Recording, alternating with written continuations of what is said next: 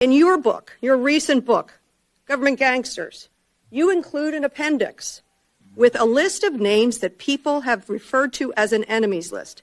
Now, I know you will claim it's just an appendix, not an enemies list. So let's focus on how the president sees it, on what the president calls it. And you proudly display his quote on the front cover of your book. The president calls this a brilliant roadmap, a blueprint. And I have not even raised your storied children's book, The Plot Against the King. It concerns me how many people from this blueprint have been targeted with executive orders and FBI investigations. The FBI cannot be weaponized, and under your leadership, it has been nothing but a weapon alongside the president to go after the president's perceived opponents, to stifle dissent and free speech.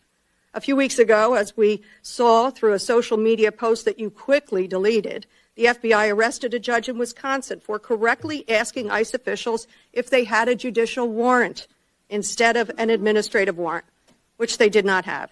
Despite this judge following the law, on the morning of April the 25th, the FBI arrested the judge in an escalation of the weaponization of the FBI under your leadership. Let me be clear. A functioning democracy does not lock up judges. I am gravely concerned about the utter lack of independence of the FBI and its weaponization under your leadership. I am concerned that the president is using this book, your book, as a blueprint, as he has said. It's a blueprint for revenge. And I am concerned that your eagerness, a childlike giddiness to carry out the president's revenge tour, you've shown yourself to be unserious in your statements before you were sworn in and some after. You've shown yourself unfit to lead this important agency.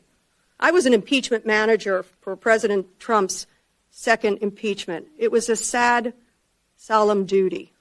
And so I wanted to ask you about that. Mr. Patel, as you and the president continue to weaponize and investigate his perceived enemies, as you follow this blueprint, when can I, a former impeachment manager, expect the FBI at my door? Ma'am, you want to know who was targeted by a weaponized FBI? Me.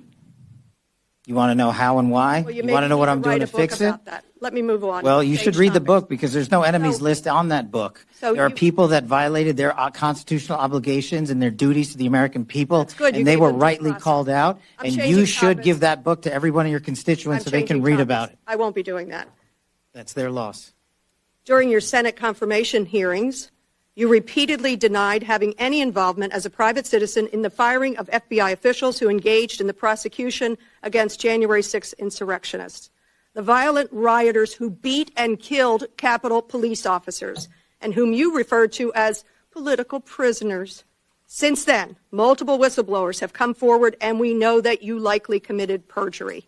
At the same hearing, you claimed you were not familiar with Stu Peters, an anti-Semitic Holocaust denier, despite the fact that you appeared on Mr. Peters' podcast 8 separate times. 8 times. And you claimed not to recall. Mr. Patel, my second question is, should we worry more about your memory or your veracity? We should worry more about your lack of candor. You're accusing me of committing perjury. Tell the American people how I broke the law and committed a felony. Have the audacity to actually put the facts forward instead of lying for political banter so you can have a 20-second donation hit. The answer is both. I believe that the answer is you're failing, not me. I my time. Go ahead.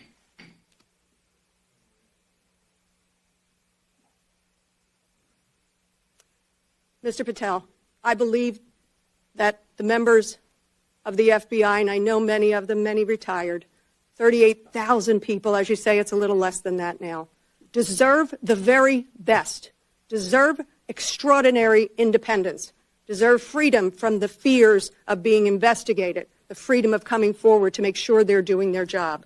And I'll end with this, that I think it's interesting